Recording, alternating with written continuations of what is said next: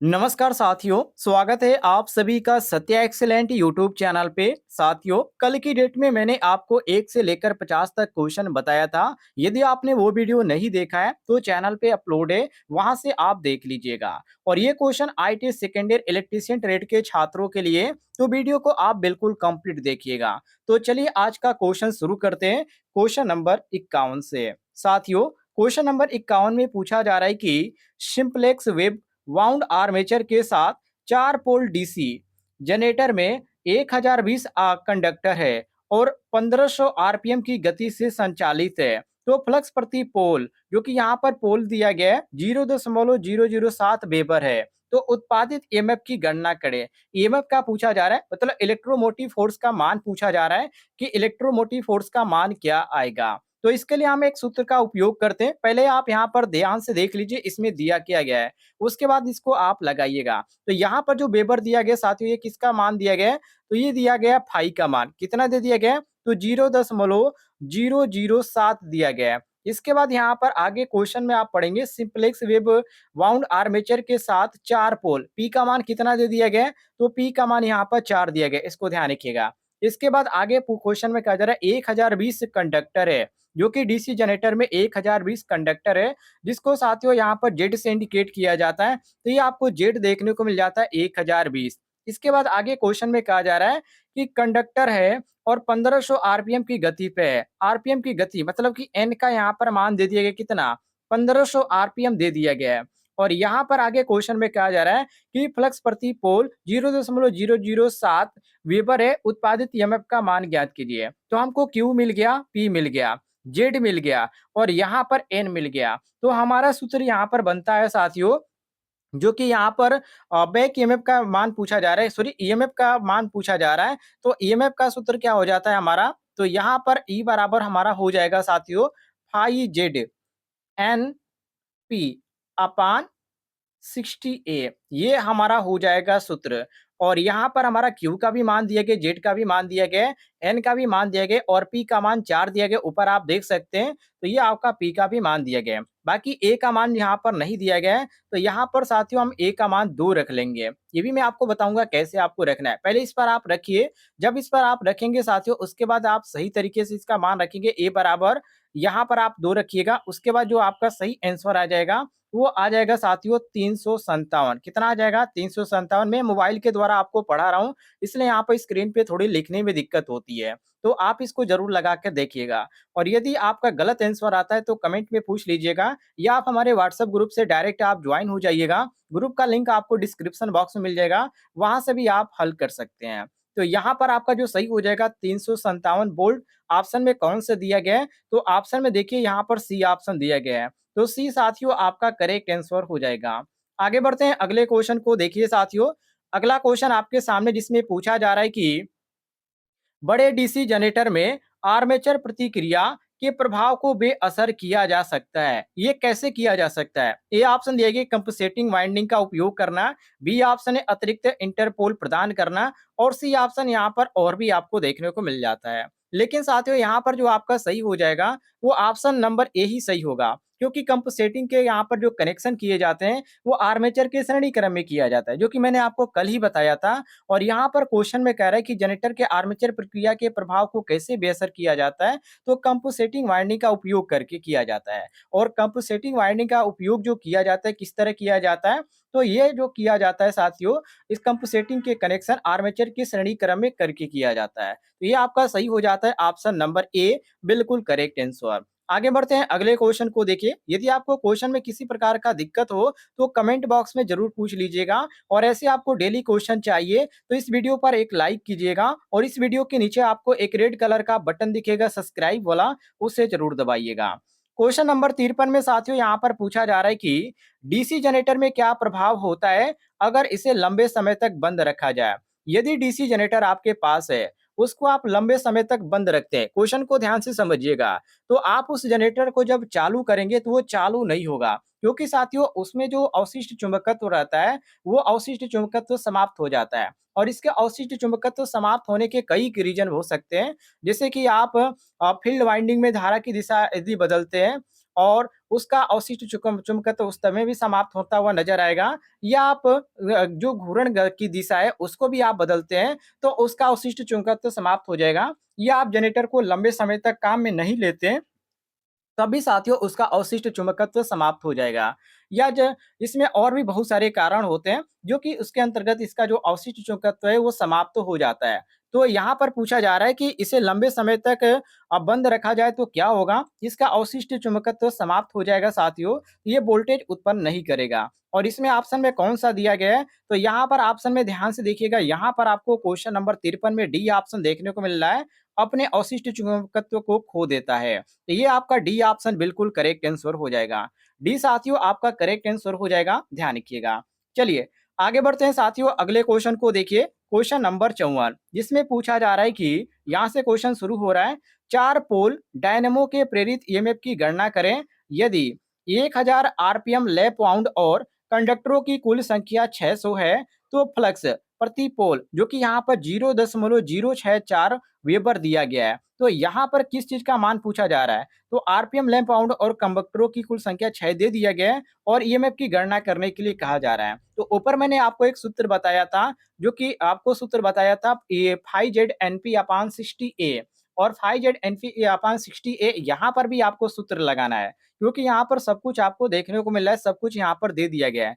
पोल का मान यहाँ पर 4 दे ही दिया गया है, जेड का मान 600 दे ही दिया गया है। आप यहाँ पर देखिए 600 मान यहाँ पर दे दिया गया है, और एन का मान यहाँ पर 1000 आरपीएम दे ही दिया गया है, और यहाँ पर पोल का मान साथियों नहीं दिया गया है। तो पोल का मान यहाँ पर हम क्या रखेंगे साथियों, जो कि आप देखिए पोल का मान शुरुआत में यहाँ पर दिया गया है। यहाँ पर देखिए 4 पोल डायनामो यहाँ पर रखा गया है। तो 4 पोल मतलब कि 4 जो यहाँ पर दिया गया, क्वेश्चन के शुरुआत में ही कह दिया है कि 4 पोल है। तो पोल का भी मान हमें मालूम हो गया। और यहाँ पर वेव पाउंड में क्या होता है साथियों, वैसे भी आप रख सकते हैं, ए बराबर पी होता है। तो यहाँ पर ए बराबर हम 4 रखेंगे। तो ए का मान जो होता है यहाँ पर हम 4 रखेंगे क्वेश्चन के अनुसार। तो चलिए यहाँ पर मैं सूत्र लिख देता हूँ, उस पर ध्यान दीजिएगा। ये आपका जो हो जाता है सूत्र में, ई बराबर हो जाता है 5ZNP/60A। देखिए इस तरह आप लगाएंगे, ए का मान यहाँ पर 4 रखिएगा, ध्यान रखिएगा, मैं आपको पहले ही बता देता हूँ। तो इस यहाँ पर क्यू की जगह सॉरी फाई की जगह आप क्या रखेंगे साथियों, ये आपका हो जाएगा 0.064, उसके बाद जेड का मान रखिए 600, और इसके बाद यहाँ पर पी का मान रखिए 1000, और यहाँ पर जो रखा गया साथियों ये आपका एन है, ठीक है? 5ZN एनपी होगा, ये आपका एन होगा। तो एन का मान आप 1000 रखेंगे, पी का मान 400 रखिए। इसके बाद बटे में आपका 4, ये आपका 60 है पहले से सूत्र के अनुसार, और ये आपका एक जगह आप 4 रखेंगे, ठीक है? तो ये आपका जो होगा साथियों 0.0, यहाँ पर मैं लिख देता हूँ, ध्यान से देखिएगा, 0.064 गुणे जेड था, तो जेड का मान इसमें 600 दिया गया है, तो 600 रख देंगे। इसके बाद गुणे आपका आरपीएम का मान दिया गया था 1000, तो हम 1000 रख देंगे। इसके बाद साथियों पी, तो पी का मान 4 दिया गया था, जो कि आप क्वेश्चन में यहाँ पर शुरुआत में ही देख सकते हैं 4 दिया गया है। इसके बाद पूरे का बटा 60A आया तो सूत्र में, तो हम यहाँ पर लिखेंगे 60 गुणे ए का मान यहाँ पर हम 4 रखेंगे, ठीक है? ध्यान रखिएगा, क्योंकि यहाँ पर क्या होता है साथियों, वेव बाउंड में जो होता है ए बराबर पी होता है, उसके अनुसार यहाँ पर हम 4 रखेंगे। ये आपका 4 से एक 4 कट हो गया, बाकी आप यहाँ पर गुणा कीजिए, उसके बाद भाग कीजिए, देखिए कितना आंसर आता है। और फटाफट आप सभी लोग गुणा भाग कीजिए, उसके बाद आप बताइए आंसर कितना आता है। आप करके देखिएगा साथियों, इसका जो सही आंसर आएगा, वो साथियों आएगा यहाँ पर आपको 480 देखने को सॉरी 600 यहाँ पर 40 देखने को मिलता है। ये आपका डी ऑप्शन आएगा। डी ऑप्शन आएगा साथियों, मिला लीजिएगा, और यदि नहीं आता है तो कमेंट में ज़रूर बताइएगा। अगले वीडियो में आपको हॉल करके कॉपी पे उसके बाद फ़ोटो खींच के यहाँ पर दिखा दूँगा, जिससे आपको यहाँ पर संतुष्टि मिल जाएगी। चलिए आगे देखते हैं अगले क्वेश्चन को। अगला क्वेश्चन आपके सामने जिसमें पूछा जा रहा है कि यदि यदि मुख्य क्षेत्र का प्रवाह डीसी जनरेटर में विकृत हो जाए तो प्रेरित ईएमएफ पर क्या प्रभाव पड़ता है? प्रेरित ईएमएफ की बात किया जा रहा है साथियों कि प्रेरित ईएमएफ पे क्या प्रभाव पड़ेगा? तो ईएमएफ का मान जो होगा वो घट जाएगा। ईएमएफ का मान क्यों घट जाएगा साथियों? क्योंकि फ्लक्स का मान यदि बिखर गया है तो आर्मेचर उसे अच्छे तरीके से कट नहीं कर सकता। तो इसलिए ईएमएफ का मान क्या होगा साथियों, घटेगा। ये चीज़ ध्यान रखिएगा। और ऑप्शन में आपका कौन-सा ऑप्शन मैच कर रहा है? तो प्रेरित ईएमएफ घटेगा, जो कि ऑप्शन में आप यहाँ पर देख सकते हैं, बी ऑप्शन आपको देखने को मिल रहा है। क्वेश्चन काफ़ी इंपॉर्टेंट है, क्वेश्चन को ध्यान से देख लीजिएगा। आगे बढ़ते हैं साथियों, अगले क्वेश्चन को देखिए, क्वेश्चन नंबर 56 को। जिसमें पूछा जा रहा है कि डीसी जनरेटर के ब्रश में भारी स्पार्किंग का कारण क्या है? देखिए, कभी-कभी क्वेश्चन में ये भी पूछ दिया जाता है कि डीसी जनरेटर के ब्रश में लाइटिंग क्यों उत्पन्न होती है? तो यहाँ पर जब लाइटिंग पूछा जाए तो आप समझ लीजिएगा कि स्पार्किंग की बात कर रहा है, ठीक है? इस तरह कन्फ्यूज करने के लिए आपसे कहा जाता है। अब ऑप्शन में यहाँ पर देखेंगे कहा जा रहा है कि फील्ड वाइंडिंग में शॉर्ट सर्किट, आर्मेचर वाइंडिंग में शॉर्ट सर्किट, एमएनए और जीएनए स्थिति बदल गई है और डी ऑप्शन देखिए ब्रश के रूप में अधिक स्प्रिंग तनाव। तो ये जो सही इसका रीजन होता है वो होता है एमएनए और जीएनए स्थिति बदल गई है, जिसके कारण भारी स्पार्किंग होती है। ये आपका सी ऑप्शन सही हो जाएगा। आगे देखते हैं अगले क्वेश्चन को। अगले क्वेश्चन में पूछा जा रहा है कि आर्मेचर वाइंडिंग प्रतिरोध को मापने के लिए किस उपकरण का उपयोग किया जाता है? वेरी वेरी इंपॉर्टेंट क्वेश्चन है साथियों। देखिए, आर्मेचर का प्रतिरोध को किससे इंडिकेट किया जाता है? आरएसएच से। और आरएसएच का मान क्या है यहाँ पर कितना होता है? आर्मेचर का प्रतिरोध इसमें कितना होता है? तो 1 होता है। ओम 1 ओम तक माना जाता है। लेकिन न्यूनतम का ये आपका होता है और ये यहाँ पर बात करें अधिकतम की तो ये जो माना जाता है साथियों 10 ओम तक माना जाता है। इसको भी ध्यान रखिएगा। तो यहाँ पर हमसे क्वेश्चन में पूछा जा रहा है कि आर्मेचर वाइंडिंग प्रतिरोध को मापने के लिए किस उपकरण का प्रयोग किया जाता है? तो हम इसमें उपयोग करते हैं साथियों केल्विन ब्रिज का, जो कि ऑप्शन में आपको जो देखने को मिल जाता है kelvin bridge, option number D. D साथियों आपका करेक्ट आंसर हो जाएगा। आगे बढ़ते हैं साथियों अगले क्वेश्चन को देखिए, जिसमें पूछा जा रहा है कि शॉर्ट और ओपन सर्किट के लिए आर्मेचर वाइंडिंग का परीक्षण करने के लिए किस उपकरण का उपयोग किया जाता है? ये भी इंपॉर्टेंट क्वेश्चन है साथियों। देखिए, यहाँ पर एक आपको ग्राउलर देखने को मिलता है ऑप्शन में सी।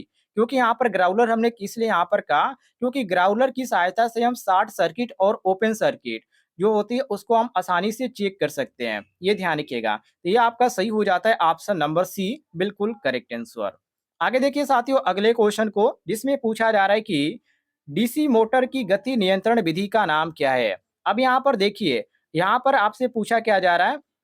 तो डीसी मोटर की गति नियंत्रण की विधि पूछा जा रहा है और इसमें आपका दिया क्या गया है, यहाँ पर आर्मेचर दिया गया है और यहाँ पर आपको बगल में आपको ब्रश देखने को मिल जाता है और यहाँ पर आपको एक वेरिएबल रेजिस्टेंस देखने को मिल जाता है और यहाँ पर साथियों आपको एक फील्ड वाइंडिंग देखने को मिल जाती है। अब इसमें आपसे पूछा जा रहा है कि ये कौन सी विधि है डीसी मोटर की गति नियंत्रण करने की? तो साथियों आर्मेचर भी आपको देखने को मिल जाता है, वेरिएबल रेजिस्टेंस भी देखने को मिल जाता है, यहाँ पर वाइंडिंग भी आपको देखने को मिल जाती है और यहाँ से आपको डीसी सप्लाई भी देखने को मिल जाता है।